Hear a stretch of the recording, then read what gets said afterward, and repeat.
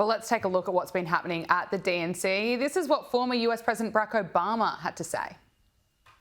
We do not need 4 more years of bluster and bumbling and chaos. We have seen that movie before, and we all know that the sequel is usually worse.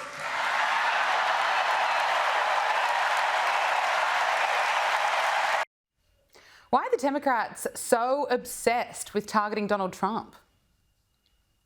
Oh, you were talking about Donald Trump? I thought you were talking about Joe Biden. Sorry. The bubbly incompetence got me confused. I didn't know who he was talking about. Well, it's wild, isn't it? 4 more years? It's like, why is he making that point? Yeah. Really, I mean, look, the truth is that if you really asked Barack Obama what he really thought of Joe Biden, those words would actually be exactly That's his answer. Let's be honest. No, of course they're upset. They're obsessed with Donald Trump because it's funny. Donald Trump has made significant inroads into a lot of their Democratic base, right? And they're scared of that. They're scared of the erosion of their own base. If you look at the black voting, if you look at clearly Hispanic voting, even look at the labor unions. These are all areas which have been the backbone of the Democratic Party, which have been eroding because Donald Trump is actually speaking to their issues. Now, when I say their issues, it's so funny. I was in an Uber ride from Chicago, and I was talking to a black woman who was my Uber rider, and we were talking about politics. She kind of whispered to me. She said, I'm going to vote for Donald Trump. You know why? Because Donald Trump isn't speaking to black issues. What are black issues and Hispanic issues? American issues. Yeah. That's what they care about. They care about inflation. They care about the border. They care about crime. Democrats understand those are the 3 major issues facing our country: total fail under Joe Biden and success under Donald Trump. Yeah. That's why they're obsessed. They have to find a way to blunt his move toward that base. And right now, yeah, Kamala may have it's a bit of a sugar high, I think, and she certainly built up a little bit more of where she was with those voting bases. But I think ultimately it's going to go back down to where it was. It will go back down to the mean. And I think they're frightened, and they should be.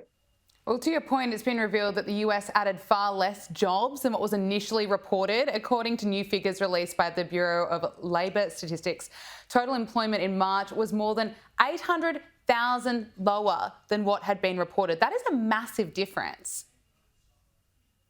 1 million jobs here, 1 million jobs there. So all of a sudden we're talking about real numbers, right? Yeah, 1 million jobs is a lot of jobs for you to kind of hide in the paperwork and say we created them when in reality they were never there, right?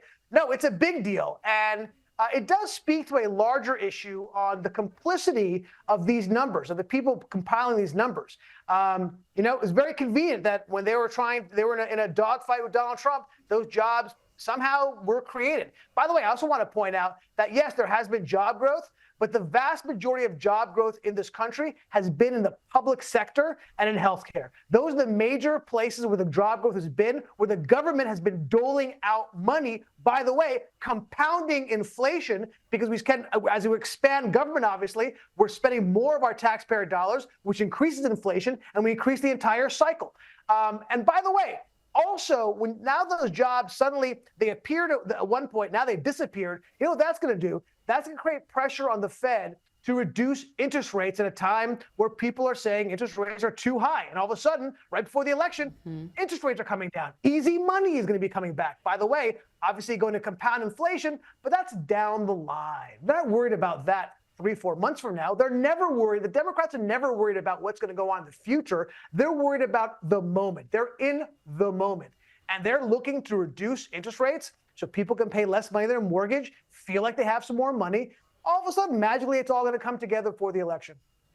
Ami, before I let you go, I want to quickly look at Donald Trump's campaign. This week, he indicated if he's elected, doctors could be charged for performing surgeries on minors without parental consent. This is to protect children from sexual mutilation, he says. Do you welcome this? I mean, it's so funny. People ask me why I do the videos that I do. And really, it's about trying to influence the center and the center left. Now, if I tell people on the center left that the hard left wants to trans children, they look at me, they go, that's not true. Nobody wants to trans children. That is not a thing. You know, I did a video, Gabriella, where I went out and I had hidden cameras. I had a petition for a fictitious 4-year-old that wanted to have medical surgery transition from a man to a woman. And you know what? All of these leftist students signed my petition. It's a thing, right? Yeah. And yeah, look, there has to be a price to be paid when a child wants to have invasive medical surgery that cannot be reversed. Yes, there needs to be a toll to pay, because that's not the way this should work, right? When Walt said, I love it when they had that whole debate, and they were talking about how Walt was talking about taking children away from people who didn't want their children to transition, who were underage. And they kept saying, like, you know, the left was saying, that's not true.